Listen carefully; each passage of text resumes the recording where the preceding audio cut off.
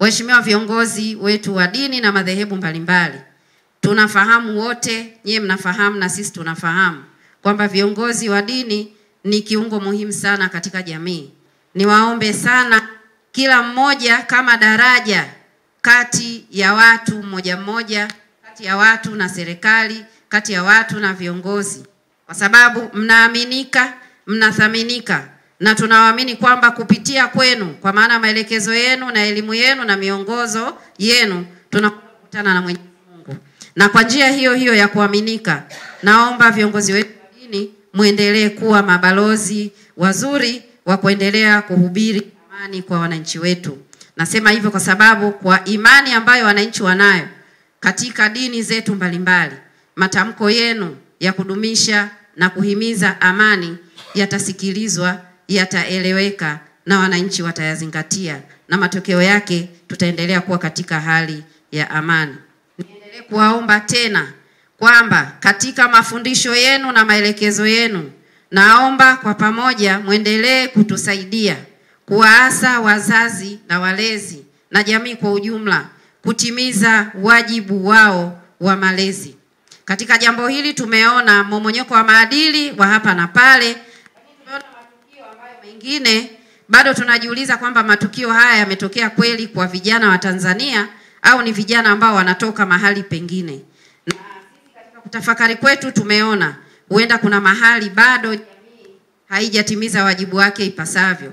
Kwa hiyo pamoja na kwamba sisi upande wa serikali tunaendelea kuhimizana na kuelimisha wananchi, ningeomba pia viongozi wetu wa dini mtusaidie katika hili, kuendelea kuhakikisha wajibu wa kila mmoja, mzazi, mlezi na jamii, wa kuwalea vijana wetu, watoto wetu, wajukuu zetu katika hali ya maadili ya hali ya juu, hali ya uzalendo na kuipenda nchi yao ya Tanzania. Basi jambo hili lifanyike katika maeneo yote ya dini.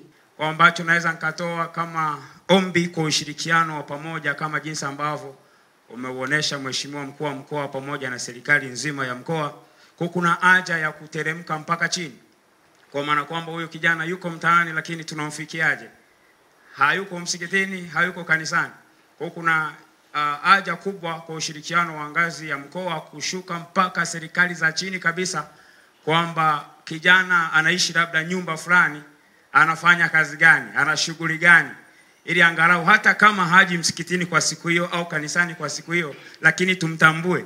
Kwa sababu na juzi wakati nasikiliza hotuba ya Mheshimiwa Rais kwamba unakuta ni kijana hana cha kupoteza. Kwa hiyo akiondoka nyumbani ni nyumba nzima ameondoka nayo. Kwa hiyo kwenda kupasua magari, kuvunja vitu, yeye haoni hasara kwa sababu hana cha kupoteza.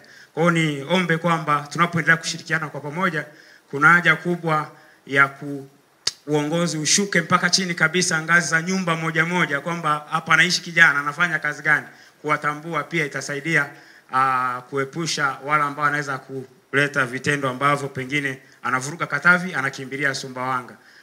Ndio ombi langu, na Mungu atusaidie tunapoendelea kuombea mkoa wa Katavi na taifa kwa ujumla. Kwa kuwa hapa umezungumzia pia swala la maadili, nilikuwa naomba serikali iwekeze basi kwa viongozi wa dini, hasa kuhusu elimu ya dini mashuleni.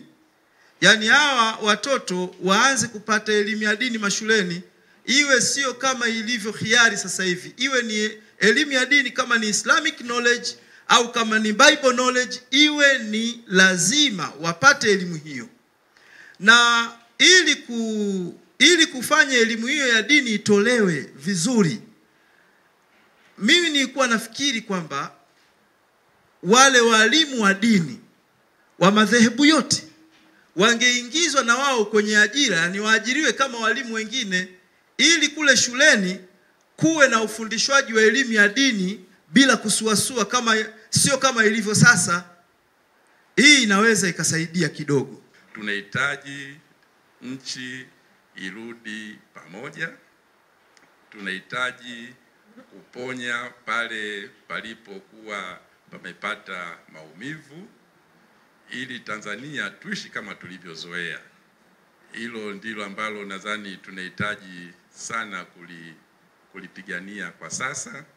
Na kwa sababu ziko taasisi, tume na makundi mbalimbali yanafanyia kazi hayo, basi wakati tunapowafanyia kazi kwa pamoja, tujiepushe na hisia zozote zinazoweza kuendeleza utengano badala kutuleta pamoja.